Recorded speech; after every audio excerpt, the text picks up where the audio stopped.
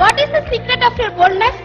A life without courage is no life, because you cannot overcome obstacles without the grace of God.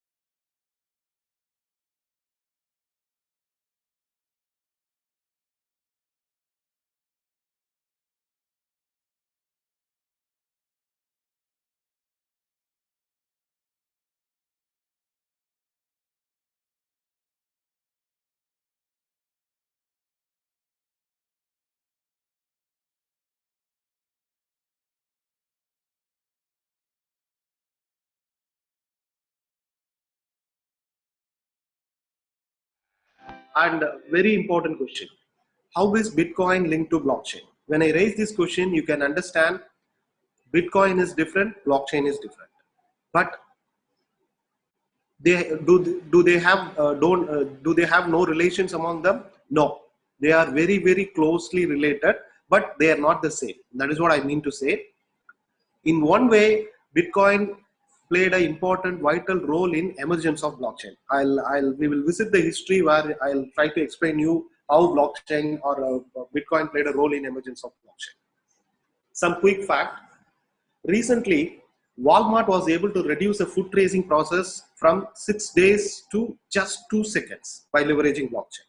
Then you can understand the importance of blockchain. The job which was done for 6 days were reduced to the tune of mere 2 seconds. Blockchain is expected to disrupt banking and financial industry soon. Experts claim banks could save amount of 8 to 12 billion annually by leveraging blockchain technology.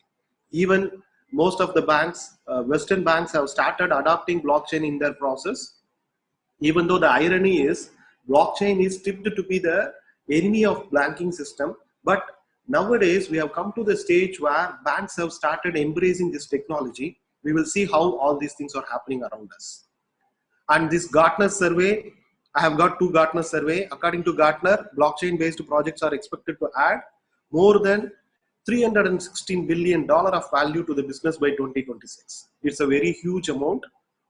And again, another Gartner survey says by 2023, blockchain will support the global movement and tracking of 2 trillion of goods and services annually. So you may be wondering, what is the specialty of this Gartner?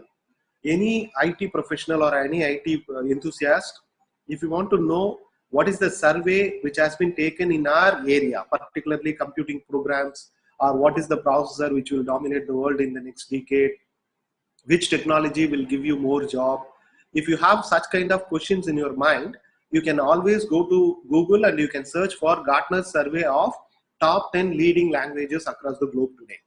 It will throw you, I mean, it's all based on scientific analysis and surveys. It's not merely throwing something out of blue. They have done a thorough survey and they give you the survey results. It's more like we have been used to election results prediction during election time, right? Some survey companies will be there, they'll be taking the data, they apply the statistics and they give you the answer. Similarly, Gartner is the survey company which closely works with technological revolution or evolution which is happening across the globe. So Wikipedia, what is the Wikipedia definition of a blockchain? Blockchain is a continuously growing list of record called blocks which are linked and secured using cryptography. This is what point to be noted. When I say blockchain, blockchain is a combination of different technologies. In one way, that is that's why people feel that it is a bit complex technology to understand, because it inherits different technologies inside it. For say cryptography, particularly in cryptography, we will be talking about hashing algorithms in cryptography. Other than that, they also use ECC algorithm, private key and public key concepts. Distributed computing. In distributed computing, we will see distributed peer-to-peer system. It plays a very vital role in blockchain existence. And then you have consensus algorithm or consensus mechanism. Wherever you have more than one people, we have to come to a consensus. For example, you take a important decision need to be taken in a college administration. How will they come to consensus? They may conduct a management committee meeting. Based upon the majority of the people view, they may come to a consensus. For example, they want to decide how many marks they should award as an internal. What we normally do, we conduct a meeting, we get the major consensus. If what is the number, what is the mark which majority of the people say, we may accept that. Or the leader may be there. The leader may say this is the amount of mark which we should consider as an internal. We go with it. So consensus algorithm across the world, they work in two concepts. One is lottery based concept, another one is voting based concept. So consensus is very important whenever you have more than one people involved in any task. So we will throw light on consensus algorithm also. And finally, we will also look at transactions, or we call it as a shared ledgers or distributed ledger techniques, DLT. So basically, why do we need a blockchain? We need blockchain for initiating and holding transactions. What kind of transactions? It may be of any transaction. With respect to bank, it may be money transfer, credit, debit, and so on. With respect to an academic example, it may be the marks of the students, scores of students, or the faculty score, or to what extent we have got scores in NBA or NAC, and so on. So any kind of transaction, or for example, a mere transaction. I'm sending a mail to Kabilan, it is a transaction. So anything can be stored in the form of a shared ledger here in blockchain. So these are all the four important technical cosmos of blockchain which we are going to throw light today. What is blockchain?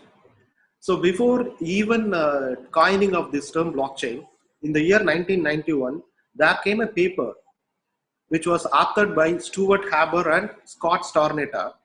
What they did was, that was the paper for first ever time in the world which talked about time stamping of digital documents. Imagine, today we say, even for the recent Satankulam incident, we say if the CCTV would have been placed there, then we could have known the truth.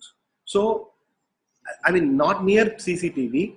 If the CCTV is capturing the images, you people know that lot of crimes are detected by using the CCTV footages and the time at which the person crosses the particular place.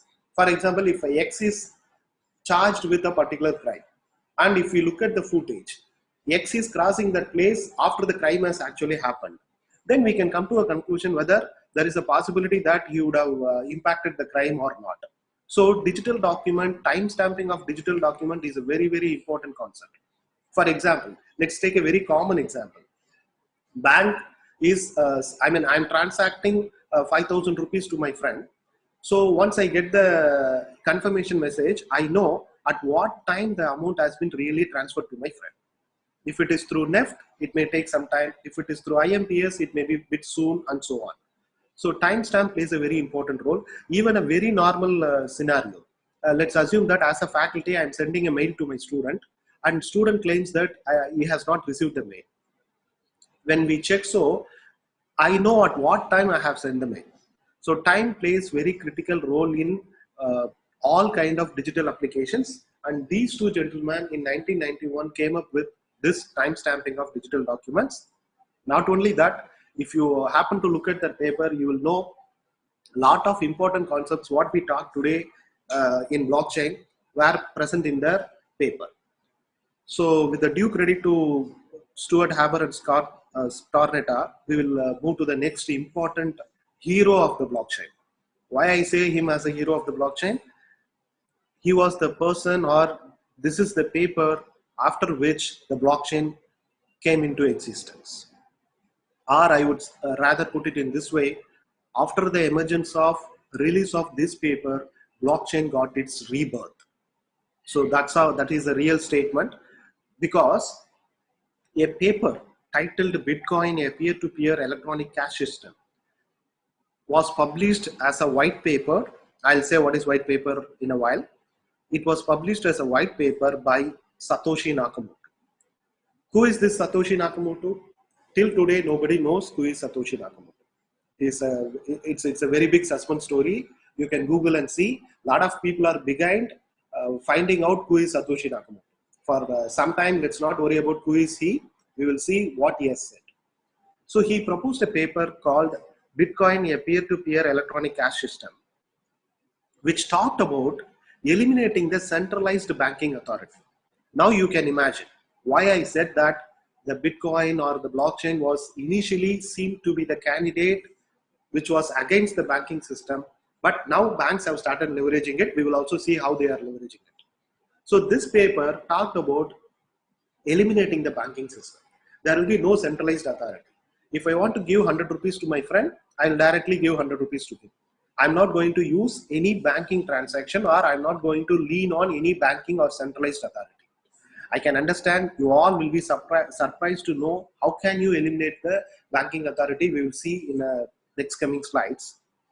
Remember this name, Satoshi Nakamoto. In the year 2008, the paper was released and blockchain emerged. We have to also look at the geopolitical issue which was happening in the 2008. Mostly the people of my age group in 40s, you would have realized that, or if the younger people, if you have not known about the speciality of the 2008, the first economic slowdown after globalization happened in the year 2001. You all know, because of the Twin Tower clash. But the impact of that economic slowdown was okay, bearable. The companies or the service sectors were able to come out of it within 2 years. Wherein the second economic slowdown hit us in the year 2008, where it was very worst. Because in West, particularly in West, what happened was people were, they lost their jobs. They were not in a position to repay their loans, what they have taken from the bank. For example, let's imagine that David is a person, he is living in USA. He has taken a loan from the bank. You can also relate it to the current situation. He has lost his job. He doesn't have any money in his hands. So he was not able to repay his loan towards the bank. So what will happen to the bank? If there is one candidate, if he is not able to pay back, then bank will be able to resist. What happens if 1,000 candidates, 10,000 candidates, lakh candidates who have taken the loans have not started repaying the loan back? So it will hit the bank very worst. So it was the scenario where banks started taking mortgage of the properties, which actually doesn't come under the bank's purview. To make it clear, for example, let's take again the example of David. David has taken a loan from the bank. He has taken a loan for his house, which he has bought or which he has built in New York. Now, to compensate the loss, what banks did was, they took the house which was actually built in New York, that is ethical, banks can take up that. But instead of that, they also took the other property which he has not mortgaged towards the loan. For example, David, let's assume that David also has a house in Washington. The bank took house which was in Washington also, and they released these two houses for auction. Whatever money they generated out of it, they took it, and from that they were able to repay the loan debit which was in the account of David. So this was very commonly happening in the year 2008, particularly in the West. And now you can relate this. There was a paper which talks about eliminating the banking system, and there was a scenario where banks have proven to be villain for the people. Now you can relate these two, come at the time, come at the man. So that was the time where this paper was released, and soon people started looking at this paper with curiosity, because this paper talks about no banking system. Now I think you can understand the context when why blockchain or Bitcoin became popular in particularly 2008 or 9. But again, by saying all these things, I'm not against any banking system. I'm also a good user of bank. I have got all sort of loans from bank. So what I'm trying to say is, there is some sort of transparency lackage in the banking